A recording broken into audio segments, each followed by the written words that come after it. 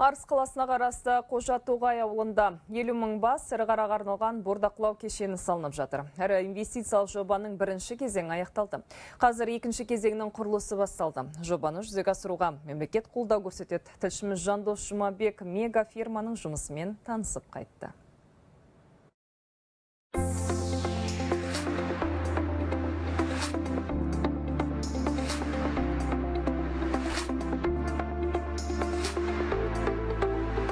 Орталық Азияда теңдесі жоқ мегаферманың жалпы аумағы 2900 гектардан асады. Қазірдің өзінде шаруашылықта 30 мың мал бар. Қазақы, ақбас, әулиекөл және ангус тұқымды ірі қара өсірілуде. Алып мал бордақылау кешені австралиялық технология негізінде торлы қоршау әдісімен салынған. Бұл жүйе бойынша мал бордақылау алаңы арнайы секторларға бөлініп, әрбір қоршаудың ішіндегі мал жасы мен салмағына қарай топтастырылған.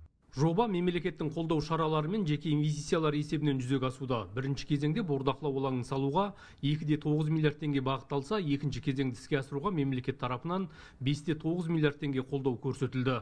Қалған қаржы жеке инвестициялар есебінен қамтылған. Жоба құны 16,2 миллиард теңге. Бірінші этапымыз бітті. Екінші этапымызда құрылысы басталып кеткен. Осы шілде айынан аяқталады. Август, сентябрь, октябрь айынан бастап закупты бастаймыздан бүкіл жылдың соңына дейін малды толтырамыз. Сатып алатын малдың бәрі бүкіл Қазақстаннан сатып аламыз. Сондықтан бұл мемлекетке, халыққа өте үлкен тиімді, өте үлкен өндірістік цикл құрылады. Кешендегі өндірістік жүйе толық автоматтандырылып, халықаралық биоқауіпсіздік талаптарына сәйкестендірілген. Мамандар малды азықтандырудан бастап ұстау, ветеринарлық қолдау, күйзеліс жағдайын төмендету және өнімділігін арттыруға баса мән берілген айтады. Жем-шөп малдың жай күйіне қарай автоматты жүйе арқылы есептеліп беріледі. Мал азығын тасымалдайтын техникаларда сандық жүйеге негізделген. Жүргізуші алдындағы монитордан тек бақылап отырады. Арғы жақта жем дайындап отқан кезде де погрузчикте де сол мониторлар тұрады. Қайсы қораға қанша килограмм керек, қайсы рациомен дайындалу керек, барлығы автоматтандырылған, цифрландырылған. Бұл жерде біздің қызметіміз тракторды айдаймыз, ақырдың жанымен жүріп отырамыз. Қалған барлығы цифрландырылған, мониторда көрініп тұрады. Тоқтат дейді, тоқтатамыз, қос дейді, қосамыз. Барлығын техника өзі атқарады.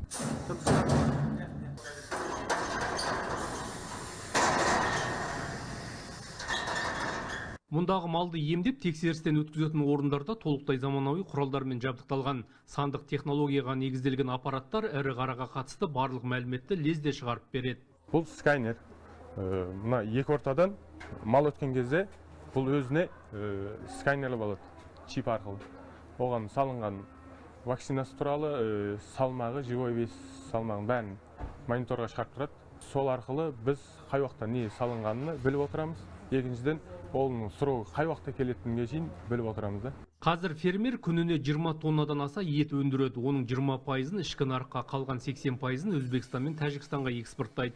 Мал бордақылау алаңы толық іске қосылғанда күніне 100 тонна ет өндіріледі. Ол кезде өнім Түркия мен Ауғанстан нарығына шығарылады деп жоспарлануда.